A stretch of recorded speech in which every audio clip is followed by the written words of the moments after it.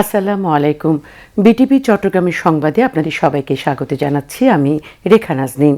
প্রথমে সংবাদ শিরোনাম। ফেনীর আলোচিত নুসরাত হত্যা মামলায় 2 জনের মৃত্যুদণ্ড বহাল, 4 জনের যাবজ্জীবন এবং 10 জনকে খালাস দিয়েছে হাইকোর্ট।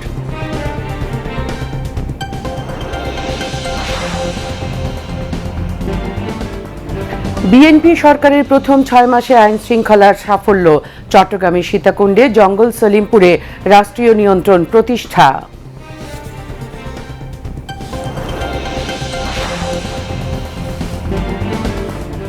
এলজিআরডি মন্ত্রীর সঙ্গে মার্কিন রাষ্ট্রদূতের সাক্ষাৎ, পানি সরবরাহ, বজ্র ব্যবস্থাপনা এবং নবায়নযোগ্য জ্বালানি নিয়ে একসঙ্গে কাজ করার প্রতিশ্রুতি।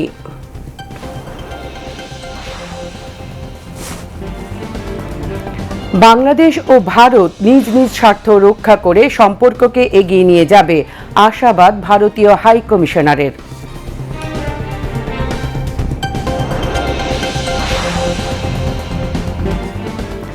বিএনপির নাম ব্যবহার করে কেউ অনৈতিক কাজে জড়ালে কঠোর ব্যবস্থা নেওয়া হবে, বললেন রুহুল কবির রিজভী।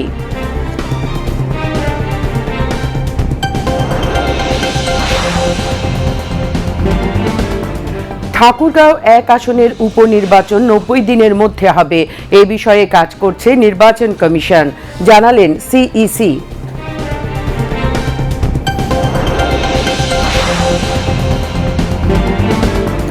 ইরানের বিরুদ্ধে আসছে মার্কিন অর্থনৈতিক নিষেধাজ্ঞার ঘোষণা, যুক্তরাষ্ট্রের অর্থনৈতিক নিষেধাজ্ঞা হতাশার বহিঃপ্রকাশ, মন্তব্য ইরানের পররাষ্ট্রমন্ত্রী।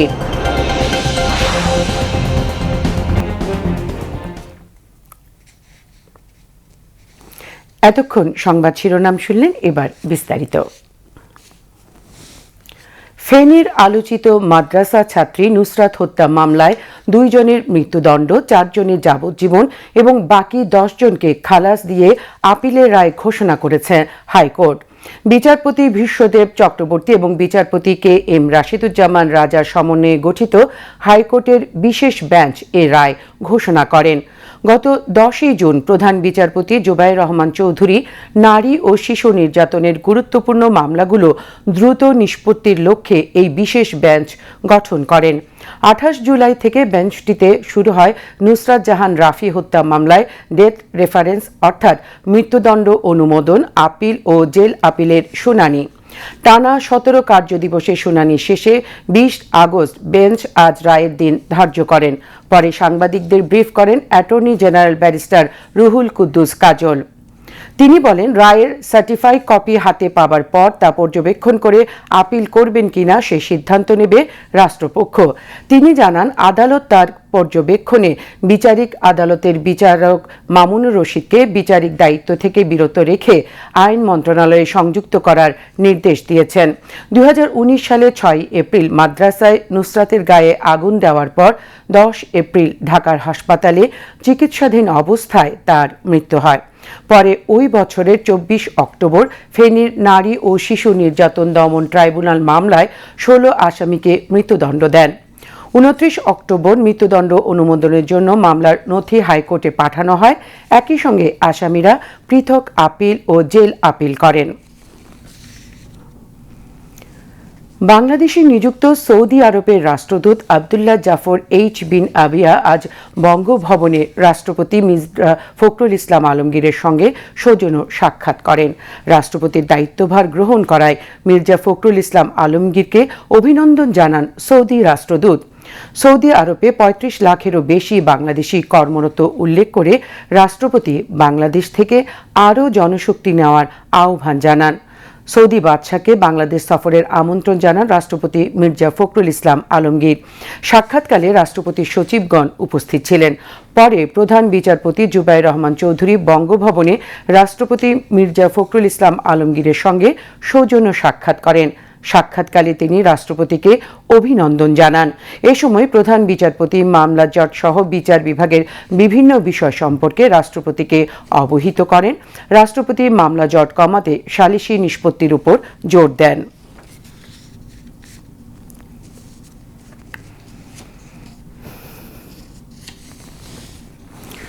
প্রধানমন্ত্রী তারেক রহমানের নেতৃত্বাধীন বর্তমান বিএনপি সরকারের প্রথম 6 মাসে আইনশৃঙ্খলা পরিস্থিতির উন্নয়নে এসেছে অভাবনীয় সাফল্য।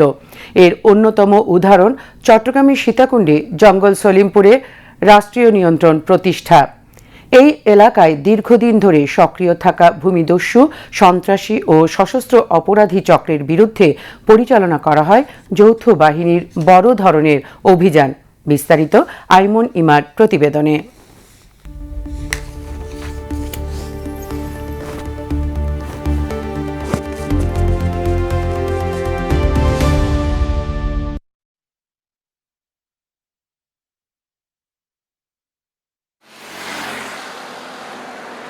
চট্টগ্রামের সীতাকুণ্ডের জঙ্গল সলিমপুর দীর্ঘদিন ধরে ভূমিদস্যু, সন্ত্রাসী ও সংঘবদ্ধ অপরাধী চক্রের নিয়ন্ত্রণে ছিল এলাকাটি। দুর্গম পাহাড়ি ভূপ্রকৃতির কারণে আইনশৃঙ্খলা বাহিনীর নিয়ন্ত্রণ প্রতিষ্ঠাও ছিল নানা চ্যালেঞ্জ। জঙ্গল সলিমপুরের ওপর সরকারি বাহিনীর নিয়ন্ত্রণ প্রতিষ্ঠাকে বর্তমান বিএনপি সরকারের অন্যতম সাফল্য হিসেবে দেখা হচ্ছে। সরকার ক্ষমতায় আসার পরে 9 মার্চ মাননীয় স্বরাষ্ট্রমন্ত্রীর প্রত্যক্ষ নির্দেশনা এবং তত্ত্বাবধানে কিন্তু এখানে একটা যৌথ বাহিনীর অভিযান পরিচালিত হয়। বিশেষ করে ওই যৌথ বাহিনীর অভিযানে অংশ নিয়েছিল Bangladesh police, Bangladesh army, RAB. ওইখানে বেশ কিছু অস্ত্র ওই সময় উদ্ধার করা হয়। জঙ্গল সলিমপুরের ভিতরে 2টা ক্যাম্প স্থাপন করা হয় পুলিশের, আমাদের জেলা পুলিশের ফোর্স, RRF, FBN ফোর্স সহ এখানে একটা ক্যাম্প দেওয়া হয় 200-র মতো। তো এখন বর্তমানে ওইখানে বিজিবি, র্যাব এবং বাংলাদেশ পুলিশ ওখানে অবস্থান করছে। শুধু জঙ্গল সলিমপুর নয়, আইনশৃঙ্খলা পরিস্থিতি নিয়ন্ত্রণে সন্ত্রাস, মাদক, চাঁদাবাজি ও সংঘবদ্ধ অপরাধের বিরুদ্ধে অভিযান অব্যাহত রয়েছে। পাশাপাশি অপরাধপ্রবণ এলাকাগুলোতে নজরদারি বাড়ানো এবং আইনশৃঙ্খলা বাহিনীর সমন্বিত কার্যক্রমকে গুরুত্ব দেওয়া হচ্ছে। 15-16 দিন থেকে শুরু করে আমরা এখন পর্যন্ত মোটামুটি কিন্তু এই যে যারা সন্ত্রাসী, এই যে ডেভিড এমন থেকে শুরু করে ওইখানে রাউজান এলাকার যে শীর্ষ সন্ত্রাসী যারা আছে এদেরকে কিন্তু মোটামুটি আমরা 10-15 জনকে আমরা এখন পর্যন্ত একেবারে যারা অন্যতম শীর্ষ সন্ত্রাসী তাদেরকে কিন্তু ধরা হয়েছে। সবসময় এটার ব্যাপারে সাঁড়াশি অভিযান চলছে এবং এটার ব্যাপারে আমরা একেবারে জিরো টলারেন্স নিতে আছি। তবে আইনশৃঙ্খলা পরিস্থিতির উন্নয়ন কতটা টেকসই হয়েছে তা নিয়ে সাধারণ মানুষের নিরাপত্তা বোধ, অপরাধের পরিসংখ্যান এবং মাঠ পর্যায়ের বাস্তব চিত্র গুরুত্বপূর্ণ। অভিযান পরিচালনার পাশাপাশি অপরাধের মূল কারণ চিহ্নিত করে দীর্ঘমেয়াদী ব্যবস্থা নেওয়া প্রয়োজন বলে মনে করছেন স্থানীয় বাসিন্দারা। সন্ধ্যায় বার হইতে আগে আমাদের ভয় লাগতো, এখন কি আগে ভয় পাইতাম, এখন ঠিক আছে। এখন পুলিশ প্রশাসন, আইনজীবী ওরা সবাই আমাদের সাথে আছে। এখন আগে তো চাঁদাবাজি ছিল, আমাদের মাসে টোকেন বিল দেওয়া লাগতো, চাঁদা দেওয়া লাগতো। এখন আশা করি এগুলো দেওয়া লাগে না, কেউ আসেও না। আমরা আগে থেকে এখন বহুত ভালো আছি। এখানে পুলিশ রাউন্ড ডিউটি করে। আগে যে সমস্ত অস্বাভাবিক কার্যকলাপ ছিল এগুলি এখন আস্তে আস্তে একবারে বন্ধ হয়ে যাচ্ছে। এখন আর আমাদের কোনো সমস্যা হইতেছে না। রাষ্ট্রীয় কর্তৃত্ব প্রতিষ্ঠা, অপরাধ দমন ও জননিরাপত্তা নিশ্চিত করাকে আইনশৃঙ্খলা পরিস্থিতির অন্যতম অগ্রাধিকার হিসেবে দেখছে সরকার। আইমন ইমা, বাংলাদেশ টেলিভিশন, চট্টগ্রাম। বিএনপি সরকারের 180 দিনের কর্মসূচিকে ঘিরে স্থানীয় সরকার প্রকৌশল অধিদপ্তর LGED নিয়েছে একাধিক উন্নয়ন উদ্যোগ। কর্মসংস্থান সৃষ্টি, গ্রামীণ সড়ক, সেতু, কালভার্ট, হাট বাজার ও স্থানীয় অবকাঠামো উন্নয়নের পাশাপাশি নতুন করে আরও 52টি প্রকল্প প্রণয়নের কাজ চলছে। সরকারের 180 দিনের কর্মপরিকল্পনায় জনজীবনে স্বস্তি ফেরানোর পাশাপাশি গ্রামীণ অর্থনীতি ও জীবনমান উন্নয়নই এসব উদ্যোগের মূল লক্ষ্য বলে মনে করছেন সংশ্লিষ্টরা। রিপোর্ট সুমন মাহমুদের। তারেক রহমানের নেতৃত্বাধীন বিএনপি সরকারের 180 দিনের কর্মসূচি বাস্তবায়নে মাঠ পর্যায়ে কাজ করছে স্থানীয় সরকার প্রকৌশল অধিদপ্তর। কর্মসংস্থান সৃষ্টি ও স্থানীয় অবকাঠামো উন্নয়নের পাশাপাশি নতুন সড়ক, সেতু ও কালভার্ট নির্মাণ, খাল খনন এবং সড়কের দুপাশে বৃক্ষরোপণ সহ নেওয়া হয়েছে বিভিন্ন ধরনের কর্মসূচি। এর ধারাবাহিকতায় ভবিষ্যৎ উন্নয়ন কার্যক্রমের জন্য নতুন করে 52টি প্রকল্প প্রণয়নের কাজও চলছে। বর্তমান সরকারের নির্বাচনী ইস্তেহার আছে, তার সাথে সামঞ্জস্য রেখে 52টি ডিপিপি আমরা দাখিল করেছি। প্রায় 1 লক্ষ কোটি টাকার উন্নয়ন প্রকল্প আমরা এই 6 মাসে প্ল্যানিং কমিশনে দাখিল করেছি। তার কস্টিং প্রায় 1 লক্ষ কোটি টাকা। সরকারের যে গুরুত্বপূর্ণ কার্যক্রম আছে ট্রি প্লান্টেশন, এই ট্রি প্লান্টেশনের 5,27,000 গাছ আমরা সারা দেশে এলজিডির মাধ্যমে এই 6 মাসে রোপণ করেছি। গত 6 মাসে আমাদের প্রায় 368 কিলোমিটার খাল খনন করা হয়েছে। গ্রামীণ সড়ক রক্ষণাবেক্ষণের পাশাপাশি নারীদের কর্মসংস্থানকে বিশেষ গুরুত্ব দেওয়া হচ্ছে। 64 জেলায় 495 উপজেলায় 91,560 কিলোমিটার গ্রামীণ সড়ক নিয়মিত রক্ষণাবেক্ষণ প্রকল্পের মাধ্যমে 45,000-এর বেশি দরিদ্র নারীকে কর্মসংস্থানের সুযোগ তৈরি করা হয়েছে। গ্রামীণ যে আমাদের পাকা রাস্তা আছে তার শোল্ডারগুলা গ্রহণযোগ্য পর্যায়ে থাকে, যাতে চলাচলে মানুষের কোনো সমস্যা না হয়, এবং এখানে নারী শ্রমিকরা কাজ করবে, এবং এই নারী শ্রমিকরা আগামী 4 বছর কাজ করবে, এবং 45,000 নারী শ্রমিক এই কার্যক্রমে অংশগ্রহণ হবে, এবং সরকারের দারিদ্র্য বিমোচনে এটা একটা ব্যাপক ভূমিকা রাখবে। বেতনের একটা অংশ প্রতি মাসে মাসে তারা সঞ্চয় করবে। প্রতি 2 বছর বা 3 বছর অন্তর যখন তারা চলে যাবে তখন তাদের সঞ্চয়, এর মধ্যে তাদের প্রশিক্ষণ দেওয়া হবে। তারা এই সঞ্চয়ের টাকা দিয়ে তার পরবর্তীতে তার ইনকাম জেনারেটিং কার্যক্রম গ্রহণ করতে পারবে। মাননীয় সংসদ সদস্যদের জন্য 50 কোটি টাকা ধরে আমাদের সকল সংসদীয় আসন মিলে আমরা 8টা ডিভিশনে 8টা প্রকল্প, আমাদের এই গত 6 মাসে আমরা যে সমস্ত জায়গায় আমরা অনিয়ম দেখেছি তদন্ত করে সেগুলোর বিরুদ্ধে আমরা বিভাগীয় মামলা রুজু করার জন্য আমরা মন্ত্রণালয়ে প্রেরণ করেছি। বিশ্লেষকদের মতে নির্বাচনী প্রতিশ্রুতি বাস্তবায়নের পাশাপাশি 180 দিনের কর্মসূচিতে স্থানীয় পর্যায়ে উন্নয়ন ও জনসম্পৃক্ত কর্মসংস্থানকে গুরুত্ব দেওয়া ইতিবাচক উদ্যোগ। আমি যেটা ইতিবাচকভাবে দেখেছি এই সরকারের, সেটা হলো যে তারা কিন্তু খুবই সিরিয়াসলি তাদের যে নির্বাচনী প্রতিশ্রুতিগুলো আছে সেগুলো বাস্তবায়নের দিকে প্রথম দিক থেকেই তারা অগ্রগণ্যভাবে এটাকে সামনে এনেছেন, এবং খাতভিত্তিকভাবে আমার মনে হয় যে তারা কর্মপরিকল্পনার মতন একটা তৈরি করে এগিয়ে যাওয়ার চেষ্টা করছেন। সরকারি বরাদ্দের দরকার হবে এবং সেখানে অনেক সাধারণ মানুষের কাছে বিভিন্ন ধরনের সেবা পৌঁছে দেওয়ার প্রতিশ্রুতি জনগণকে সরকার দিয়েছেন। গ্রামীণ অর্থনীতি শক্তিশালী করা, যোগাযোগ ব্যবস্থার উন্নয়ন এবং স্থানীয় অবকাঠামো গড়ে তোলায় এলজিইডি গুরুত্বপূর্ণ ভূমিকা রাখছে। Suman Mahmud, BTV news, Dhaka. LGRD মন্ত্রী ডক্টর আব্দুল মঈন খানের সঙ্গে আজ সচিবালয়ে সৌজন্য সাক্ষাৎ করেছেন বাংলাদেশে নিযুক্ত মার্কিন রাষ্ট্রদূত ব্রেন টি ক্রিস্টেনসন। সাক্ষাৎ শেষে এলজিআরডি প্রতিমন্ত্রী মীর শাহে আলম সাংবাদিকদের জানান, সৌজন্য সাক্ষাতে সরকারি পলিসি, 6 মাসের নির্বাচনী ইস্তেহার বাস্তবায়নের অগ্রগতি নিয়ে বিস্তারিত আলোচনা হয়েছে। দুই দেশ পানি সরবরাহ, বজ্র ব্যবস্থাপনা এবং নবায়নযোগ্য জ্বালানি নিয়ে একসঙ্গে কাজ করবে বলে জানানো হয়। এ সময় মার্কিন রাষ্ট্রদূত স্কুল শিক্ষার্থীদের মাঝে বিনামূল্যে ব্যাগ বিতরণ এবং স্কুল ফিডিং কার্যক্রমের প্রশংসা করেন।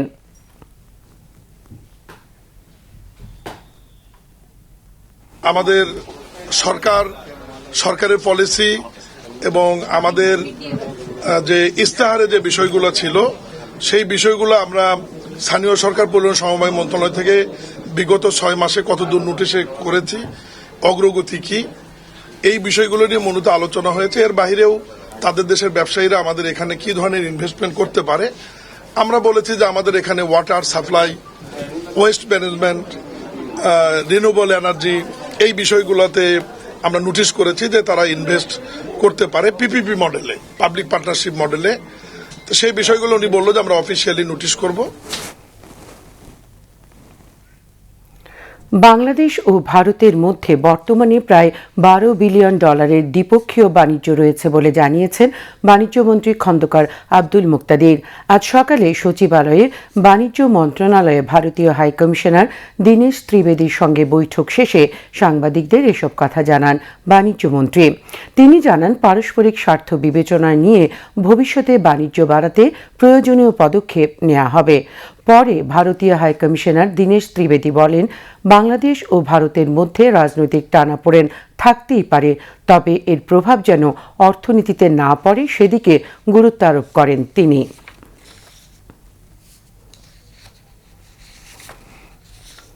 ইকোনমিক ইন্টারেস্টটা আমাদের দেখতে হবে, কারণ ইকোনমিক ইন্টারেস্ট মানে হচ্ছে আপনি দুই দেশের ভোক্তাকে অধিকতর প্রতিযোগিতামূলক মূল্যে, কম মূল্যে তার পণ্য বা সেবা ভোগ করার সুযোগ করে দেবেন।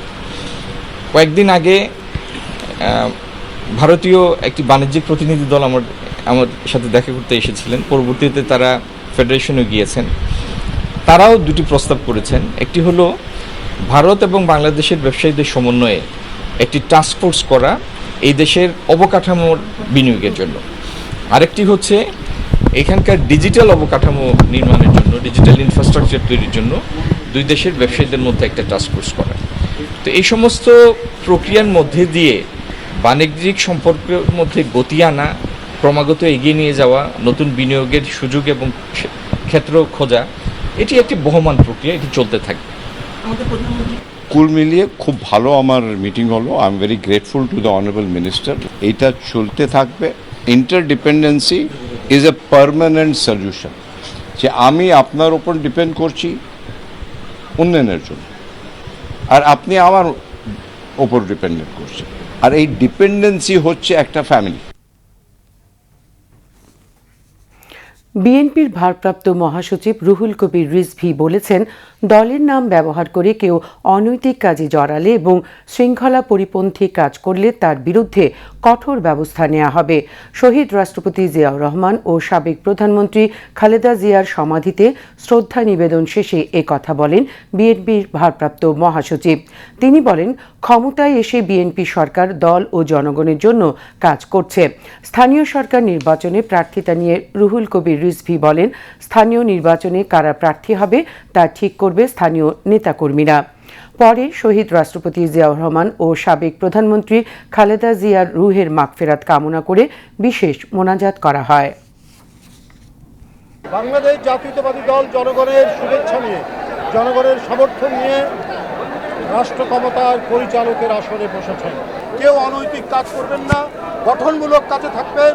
দলকে শক্তিশালী করতে হবে এবং দলের নেতাকর্মীরা যাতে তারা জনগণের প্রতিনিধি হিসাবে কাজ করতে পারে। স্থানীয় পর্যায়ে আমাদের দলের নেতৃবৃন্দ যারা আছেন, ইউনিয়নের নেতা, উপজেলার নেতা বা থানার নেতা বা জেলার নেতারা, তারা সব কিছু যাচাই বাছাই করে ইউপি নির্বাচনে যিনি যোগ্য প্রার্থী তাকে সমর্থন দেবে। জনগণের পক্ষে, জনগণের স্বার্থে এবং জনগণের জন্য কাজ করলে সেই দলের সরকার কোনোদিনই ব্যর্থ হবে না।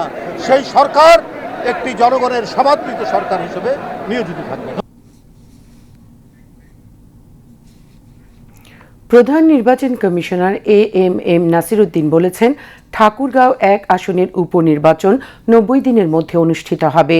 এই বিষয়ে কাজ করছে নির্বাচন কমিশন। আজ আগারগাঁওয়ে নির্বাচন প্রশিক্ষণ ইনস্টিটিউটে অনুষ্ঠিত এক প্রশিক্ষণে তিনি কথা বলেন। সিইসি বলেন, আগের আমলে যারা নির্বাচন কমিশনের দায়িত্বে ছিলেন তারা সঠিকভাবে কাজ করেননি। বর্তমান কমিশন ইসির ঐতিহাসিক ভাবমূর্তি ফিরিয়ে এনেছেন। তিনি বলেন, নির্বাচনে পদে পদে চ্যালেঞ্জ থাকে, কমিশনের কমিটমেন্টের কোনো ঘাটতি নেই। জাতীয় সংসদ নির্বাচনের মতো স্থানীয় সরকার নির্বাচনে ভালো করতে চায় ইসি।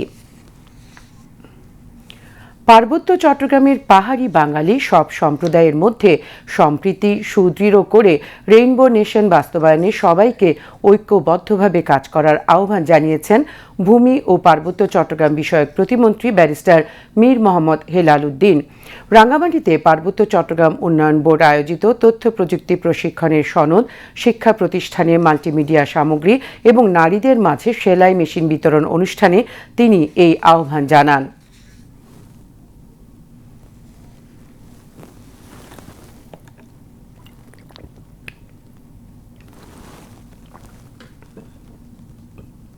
আমরা যে বলি একটা রংধনু জাতি গঠন, এইটা মানে কি? এইটা মানে হচ্ছে, আপনি দেখেন রংধনুর প্রতিটি রং কিন্তু সুন্দর, আপনি আলাদা আলাদা করে দেখেন সুন্দর, কিন্তু যখন এই 7টি রঙের সংমিশ্রণ হয়, যখন একসাথে হয়, এটা কিন্তু অপূর্ব সুন্দর। তো আমরা চাই এই 3 পার্বত্য জেলায় আমাদের যতগুলো সম্প্রদায়ের মানুষ বসবাস করছে, তারা যেন এই সুন্দর প্রতিটি সম্প্রদায় একত্রিত হয়ে রংধনুর মতো একটি সুন্দর জাতি গঠন করে নিজেদেরকে, নিজেদের এলাকাকে, অর্থাৎ এই পার্বত্য চট্টগ্রামকে যেন আরো অনেক উন্নত করতে পারে, অনেক সমৃদ্ধ করতে পারে, সেই আশা আমি রাখি। দিনব্যাপী সফরে 50 জন নারীর মাঝে সেলাই মেশিন এবং 250টি স্কুলে মাল্টিমিডিয়া সামগ্রী বিতরণ করেন প্রতিমন্ত্রী। এছাড়া রাঙ্গামাটির শিশু পার্কের ওয়াচ টাওয়ার, জেলা পরিষদের ই-লার্নিং সেন্টার এবং খাগড়াছড়ি রাঙ্গামাটি সড়কের মহাপুরম খালের উপর নির্মিত সেতুর উদ্বোধন করেন তিনি। অনুষ্ঠানে পার্বত্য চট্টগ্রাম উন্নয়ন বোর্ডের চেয়ারম্যান মেজর জেনারেল অবসরপ্রাপ্ত অনুপ কুমার চাকমা সহ সামরিক ও বেসামরিক ঊর্ধ্বতন কর্মকর্তারা উপস্থিত ছিলেন। এবার আন্তর্জাতিক সংবাদ।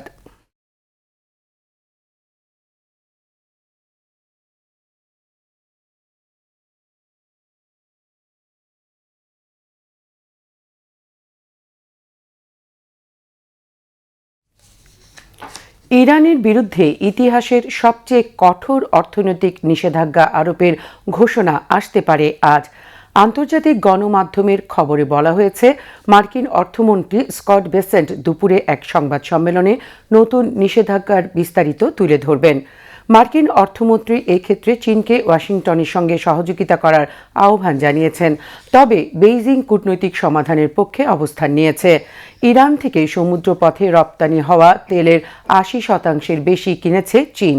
মার্কিন প্রেসিডেন্ট ডোনাল্ড ট্রাম্প সতর্ক করে দিয়ে বলেছেন, ইরানকে যে কোনো ধরনের সহায়তা দেওয়া দেশগুলোর বিরুদ্ধে অর্থনৈতিক ব্যবস্থা নেওয়া হতে পারে। এদিকে ইরানের উপর নতুন করে অর্থনৈতিক নিষেধাজ্ঞা আরোপে যুক্তরাষ্ট্রের হুমকিকে হতাশার বহিঃপ্রকাশ বলে মন্তব্য করেছেন ইরানের পররাষ্ট্রমন্ত্রী আব্বাস আঘারচি। তিনি বলেন, ওয়াশিংটনের নতুন নিষেধাজ্ঞা ইরানকে পরাজিত করতে পারবে না, নতুন এই পদক্ষেপও ব্যর্থ হবে। ইরানের পররাষ্ট্রমন্ত্রী আরও বলেন, ন্যায্য ও সম্মানজনক সমাধানে পৌঁছতে হলে যুক্তরাষ্ট্রকে ইরানের সঙ্গে সম্মানের সঙ্গে কথা বলতে হবে। এদিকে আঞ্চলিক শান্তি ও নিরাপত্তা প্রতিষ্ঠার অংশ হিসেবে মধ্যস্থতাকারী দেশ পাকিস্তানের সেনা প্রধান আসিম মুনির আজ তেহরান সফর করবেন। মুনিরের আলোচনায় সাম্প্রতিক পরিস্থিতি এবং ইরানের বিরুদ্ধে যুক্তরাষ্ট্রের নতুন নিষেধাজ্ঞার হুমকির বিষয়টিও উঠে আসতে পারে।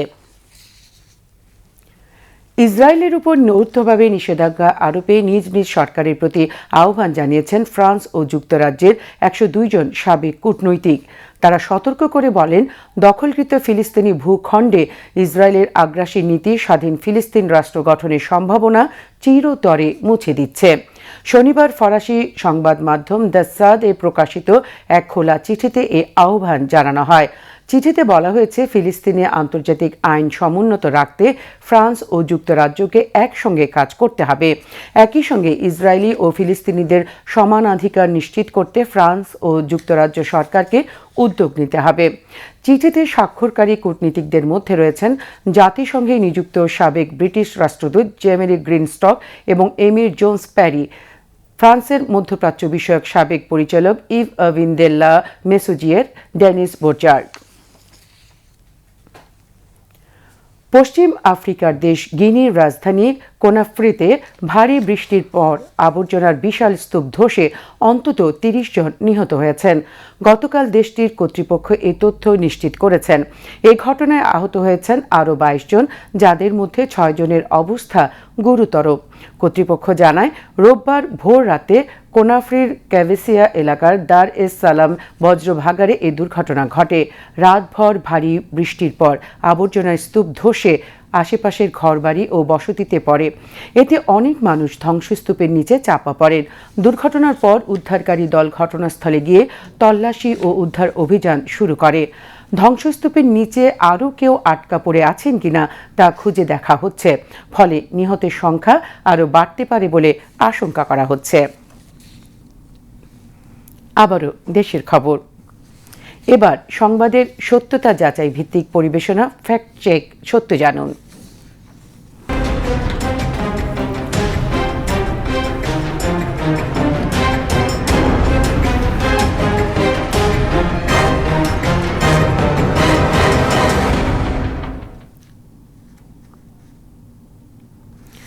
বাংলাদেশে প্রকাশ্যে কুপিয়ে হত্যার দৃশ্য বলে সামাজিক যোগাযোগ মাধ্যমে ছড়িয়ে পড়া একটি ভিডিও নিয়ে তৈরি হয়েছে উদ্বেগ। ভিডিওটি কি সত্যিই বাংলাদেশের কোনো ঘটনার, নাকি অন্য দেশের ঘটনার ভিডিওকে ভিন্ন পরিচয়ে ছড়ানো হচ্ছে? যাচাইয়ে বেরিয়ে এসেছে চাঞ্চল্যকর তথ্য। আরও জানাচ্ছেন কুমার বিশ্বজিৎ রায়।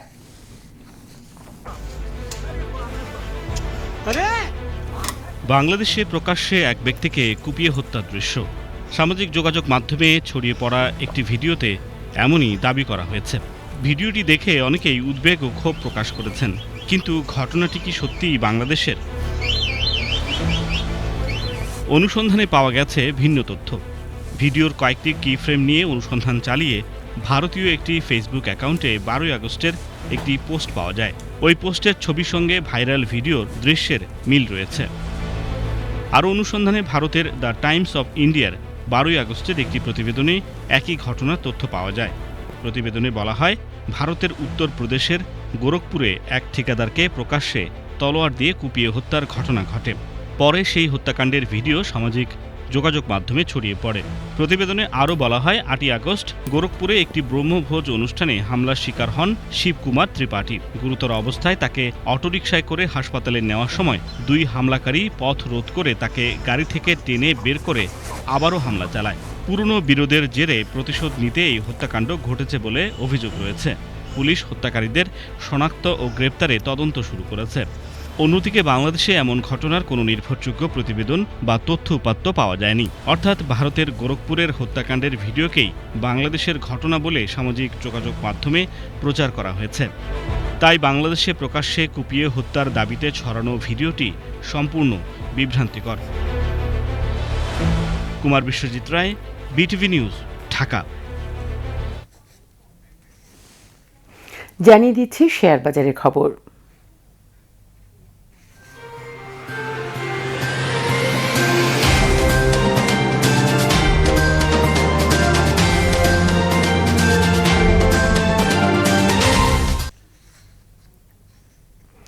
চট্টগ্রাম স্টক এক্সচেঞ্জে মন্দাভাব অব্যাহত রয়েছে। আজ শেয়ার লেনদেন বেশি হলেও মূল্যসূচক কমে গেছে। দিন শেষে সার্বিক সূচক দাঁড়িয়েছে 15,255.95, যা গতকালের চেয়ে শতকরা 1.12 ভাগ কম। এছাড়া সিএসি 30-এর মূল্যসূচক দাঁড়ায় 13,765.68, যা গতকালের চেয়ে শতকরা 0.70 ভাগ কম। আজ 191টি কোম্পানির 32,59,685টি শেয়ার লেনদেন হয়, যার মূল্য 14,42,59,000 টাকারও বেশি। এর মধ্যে 21টি কোম্পানির শেয়ার দাম বেড়েছে, 159টির কমেছে এবং 11টির দাম অপরিবর্তিত রয়েছে। এবার আবহাওয়ার খবর।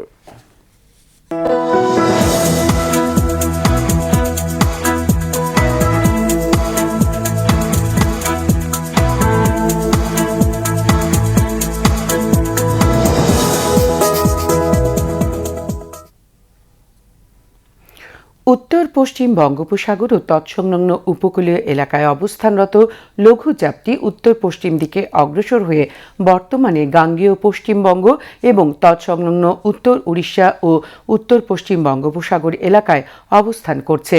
এর প্রভাবে সমুদ্র বন্দরসমূহ উত্তর বঙ্গোপসাগর ও তৎসংলগ্ন বাংলাদেশের উপকূলীয় এলাকার উপর দিয়ে ঝোড়ো হাওয়া বয়ে যেতে পারে।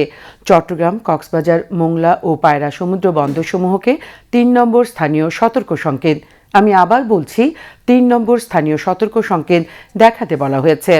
উত্তর বঙ্গোপসাগরে অবস্থানরত মাছ ধরার নৌকা ও ট্রলার সমূহকে পরবর্তী নির্দেশ না দেওয়া পর্যন্ত উপকূলের কাছাকাছি থেকে সাবধানে চলাচল করতে বলা হয়েছে। এদিকে পতেঙ্গা আবহাওয়া অফিস জানিয়েছে, আগামীকাল সন্ধ্যা 6টা পর্যন্ত চট্টগ্রাম এবং পার্শ্ববর্তী এলাকায় আকাশ আংশিক মেঘলা অথবা সাময়িকভাবে মেঘাচ্ছন্ন থাকতে পারে। সেই সাথে অস্থায়ীভাবে কিছু কিছু জায়গায় দমকা বা ঝোড়ো হাওয়ার সহ হালকা থেকে মাঝারি এবং কোথাও কোথাও মাঝারি ধরনের ভারী থেকে ভারী বর্ষণ হতে পারে। দিন ও রাতের তাপমাত্রা সামান্য হ্রাস পেতে পারে। পরবর্তী 24 ঘন্টায় আবহাওয়া সামান্য পরিবর্তনের সম্ভাবনা রয়েছে। নগরীতে আজ সর্বোচ্চ তাপমাত্রা ছিল 33.1 ডিগ্রি সেলসিয়াস, যা স্বাভাবিকের চেয়ে 2 ডিগ্রি কম, এবং সর্বনিম্ন তাপমাত্রা ছিল 25.7 ডিগ্রি সেলসিয়াস, যা স্বাভাবিকের চেয়ে 0.5 ডিগ্রি বেশি। আগামীকাল চট্টগ্রামে সূর্যোদয় 5টা 33 মিনিটে এবং সূর্যাস্ত 6টা 15 মিনিটে। এবার জানিয়ে দিচ্ছি কর্ণফুলী নদীতে আগামীকালের জোয়ার ভাটার সময়সূচি।